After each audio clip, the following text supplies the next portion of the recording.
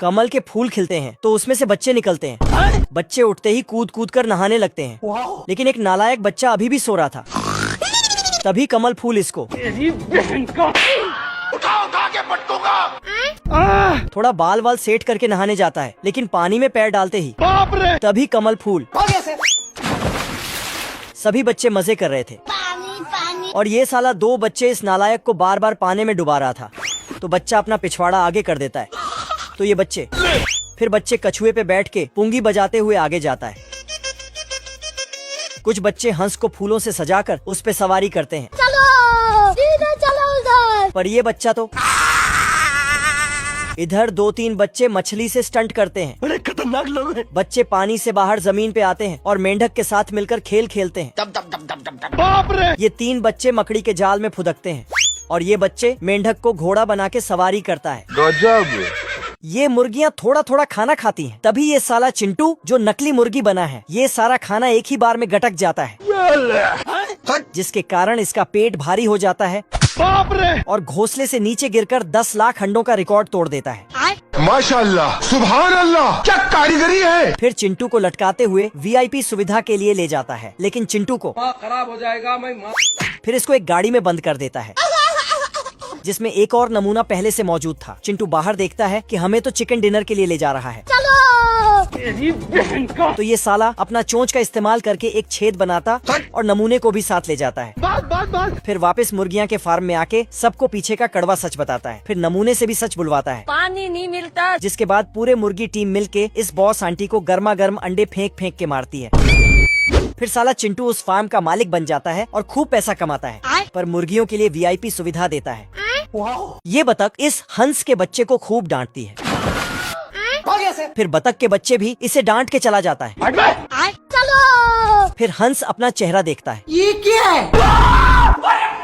सभी बच्चों को खेलते देखता है तो ये रोने लगता है। मैं मरी जाऊंगा भगवान। दरअसल इस बतखी के अंडों से बच्चे आने वाले थे। अरे दादा रे। जिसके टेंशन से बतख जमीन में चल चल कर गड्ढा कर देता है। अच्छा। तभी अंडों से बच्चे निकलते हैं तो बतख बतखी को तभी अचानक आखिरी वाला अंडा में हलचल होता है। तो बतख कान लगाता है। हेलो। अंडे में सिर्फ पैर ही निकलता है और घोंसले से बाहर आ जाता है, लेकिन अंडे से बतख के बच्चा के जगह सफेद हंस का बच्चा निकल जाता है। तो साला बतख को लगता है कि जरूर बतखी ने कहीं मुंह काला पीला किया होगा। ये क्या तमाशा लगा रखा है तूने? मैंने कुछ नहीं किया। फिर दोनों के बीच भारी झगड़ा शुरू हो जाता है। तू मुझे गलत मत बोल। अरे बाप हो बाप। तभी बतखी बतख को बतख और बतखी अपने अपने रास्ते निकल जाते हैं। चलो। हंस कंफ्यूज था इधर जाऊं या उधर, तो ये अपने माँ के पीछे जाता है और सभी बच्चों के साथ ये भी बैठ जाता है। माँ मैं आ गया माँ। लेकिन बतखी को इसके होने का जैसे ही पता चलता है तो इसे नीचे पानी में फेंक देती है। लेकिन फिर भी हंस अपने माँ के पीछे जाने लगता है तो बतखी इस बच्चे को डांट कर वहाँ से भगा देती है। साला ये दुख का खत्म नहीं होता बे। रास्ते में जाते जाते इसको चिड़ियों का बच्चा दिखता है। तो ये उसके पास चला जाता है। बाबू। तभी चिड़ियों के माँ खाना लेके आती है, लेकिन साला हंस सबका खाना अकेले ही खाने लगता है। तो चिड़िया उसको वहाँ से भगा देता है। हंस को सामने बतख जैसा दिखने वाला खिलौना दिखता है तो उसको अपना माँ समझ के खेलने लगता है। माँ मैं आ गया माँ। मैं आ गया माँ। लेकिन खिलौना इसको बाप रे। फिर से इस पर। हंस वहाँ से आगे जाके खूब रोता है, जिसकी आवाज सुनकर यहाँ इसके जैसे दिखने वाले हंस आते हैं। फिर खुशी खुशी हंस के माँ इसे अपना लेती है। ये मधुमक्खी बहुत टैलेंटेड है।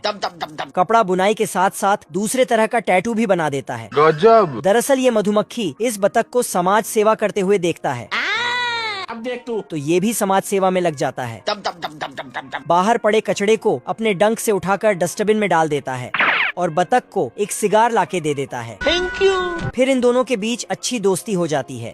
फिर बतख मैं बैठा हूँ किस्मत के भरोसे।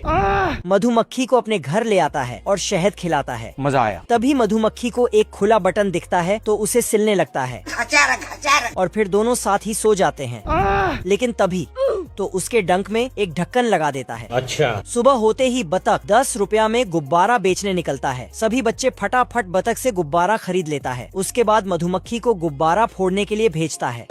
साला मधुमक्खी सबका गुब्बारा फोड़ देता है तो बच्चे फिर से बतख से गुब्बारा खरीद लेता है। तभी मधुमक्खी को सामने बॉलून डांस वाली दिखता है, तो ये साला उसकी भी बॉलून फोड़ देता है और बोलता है, मैंने कुछ नहीं किया। बतख मधुमक्खी के साथ मिलकर टैटू का बिजनेस खोलता है। क्योंकि ये मधुमक्खी बहुत ही टैलेंटेड है, ये फटाफट एक सुंदर लड़की का टैटू बना देता है। बवाल चीज है वे। तो बतख मधुमक्खी को शाबाशी देता है।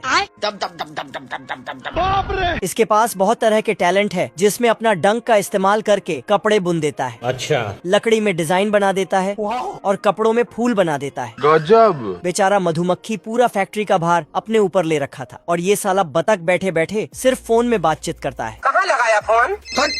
मधुमक्खी इतना सारा काम करता है कि इसका हालत खराब हो जाता है। पानी नहीं मिलता, ये देखो मेरी हालत कमजोर हो गई। तभी बतख बोलता है, क्या तकलीफ है भाई? आज मैं मर गया भैया। फिर बतख मधुमक्खी को एक फूलों का बगीचा गिफ्ट में देता है। तो मधुमक्खी खुश होकर अंदर जाता है। तभी इसे यहाँ इसका बचपन का प्यार मिल जाता है। फिर दोनों बिना टाइम वेस्ट किए फूल के अंदर जाते हैं और आले मिल जाना। साला उसके बाद तो मधुमक्खी को खूब ताकत आ जाता है और हर जगह दिल पे दिल बनाए जाता है।